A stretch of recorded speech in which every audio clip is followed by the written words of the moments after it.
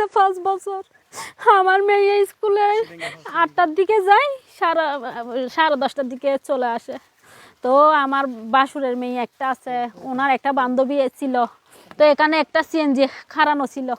তো আমার মেয়ে যখন বাসায় আসতেছে, বাসায় ফিরানোর সময় আমার মেয়েকে বলতেছে, ওয়াসিফা এদিকে আসো, তোমার আব্বু ডাক্তারের কাছে, তোমাকে নিয়ে যাইতে আসছি। তো আমার মেয়ে ওনাদের সাথে চলে গেছে। দর্শক অনারার ভিডিও স্বাগত জানাই। আয় আছে এখন রাঙ্গুনি উপজেলা সরববাটা ইউনিয়নের এই প্রবেশদ্বার এই সরববাটার এই জায়গার নাকি। তো ওনারা গতহালিয়ে নিউজের মাধ্যমে জানিতে পাইছুন আর রাঙ্গুনি নাকি 7 বছর বয়সী শিশু কন্যা স্কুল উত্তন বাড়িতে ফিরিবের ফতন নাকি অপহরণই।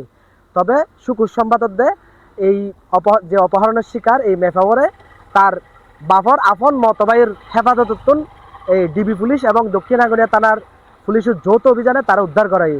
আরা সকালবেলা আজিয়ে আরা এই দক্ষিণ আঙ্গুনিয়া থানার পুলিশ আরা হতা হইলাম, তারা আর একটা প্রেস রিলিজে পাঠাই আরা ইয়ানোর সূত্রে আরা জানাতে পাইলাম যে এই ঘটনার লয় এই যে বাচ্চা নিখোঁজ হয়ে এই মেফাওয়াদ ইমাম আজম সরববাটা ইমাম আজম আবু হানিফা রহমতুল্লাহ আলাই স্কুলের এই নার্সারি শ্রেণীর ছাত্রী, তার নাম মধ্যে ওয়াসিফা জান্নাত তাসকিন, বয়স 7 বছর। তার বাবার নাম মধ্যে দেলোয়ার, ও একজন প্রবাসী আছিল, তবে দীর্ঘদিন ধরে দেশত আসে এখন 12 বছর থাকে পরিবার লইয়ারে। তো গত 20 তারিখ তার বাচ্চাও সকাল 8টার দিকে স্কুলত যায়।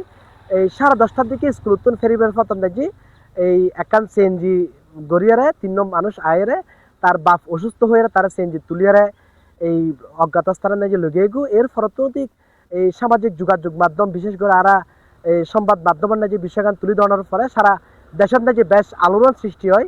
তো পরবর্তীতে গতকালিয়ে পুলিশ এবং ডিবি পুলিশের যে সকালতিক তারা সারাশি অভিযান চালায়। এক পর্যায়ে উগ্র সিসিটিভি ফুটেজ তারা সামনে নাই, সিসিটিভি ফুটেজের মাধ্যমে তারা সিএনজি চালকেরা শনাক্ত করে। এই সিএনজি চালকের নাম হচ্ছে রাকিব।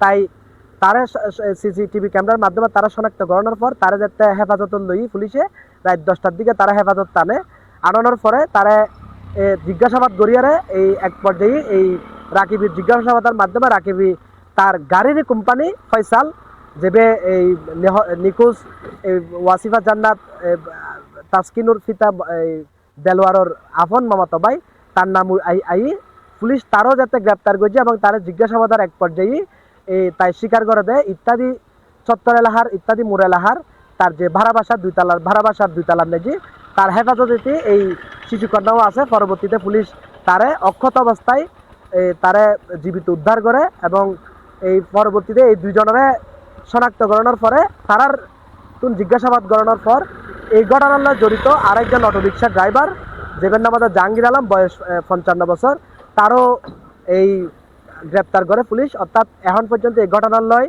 এই নিখোঁজ এই ওয়াসিফা জান্নাত তাসকিনুর বাফর মতবাই ফয়সাল, এই ফয়সালর যে মালিকানাধীন যে সিএনজি আছে এই সিএনজি জব্দ করছি, সিএনজি ড্রাইভার রাকিবুরও জব্দ করছি এবং এই ফয়সালর মালিকানাধীন আরেকটা অটোরিকশা আছে, অটোরিকশার ড্রাইভার জাহাঙ্গীরে পুলিশে গ্রেপ্তার করে এবং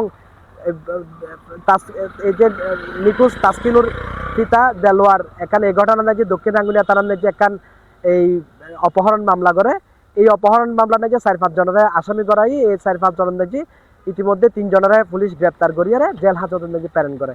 তো পুলিশ আরারে এই ঘটনার মূল রহস্য কি আরা জানি বেলাই পুলিশের একটা প্রশ্ন করছি। পুলিশ প্রেস রিলিজের মাধ্যমে আরারে জানাই যে মূলত এই মুক্তিপণটি আদায় করি বেলাই এই ঘটনায় এই ফয়সালর নেতৃত্বে সংগঠিত এবং এই মুক্তিপণটি আদায়ের পরে এই সিএনজি চালক রাকিব এবং জাহাঙ্গীরের তাই টিয়া দিবের মানে বাগবাটোয়ারা গরিবের একটা প্রতিশ্রুতি করছি। তবে ইয়ার আগেই পুলিশের তৎপরতায় আসলে এই ঘটনার যে মূল হতায় 3 জনের পুলিশ গ্রেপ্তার করছি এবং যে নিখোঁজ 7 বছরের শিশুকন্যা ওয়াসিফা জান্নাত তাসকিন তারে পুলিশ অক্ষত অবস্থা উদ্ধার করি বেলা সক্ষম হই। তারা রাঙ্গুনিয়ার ঘটনাস্থলত যায় এবং এই বিষয়ে আরও অধিকতর তদন্ত করি। পরবর্তীতে আপাতত এই পর্যন্ত আরও হাসে তথ্য আছে জিয়ান ওনার সামনে উপস্থাপন করছি। পরবর্তী নিউজের মাধ্যমে আরা এই ঘটনার আরও বিস্তারিত ওনার সামনে তুলে ধরিবার চেষ্টা করছি। রাঙ্গুনিয়ার সরববাটাতুন জগলুল হুদা, C+ TV।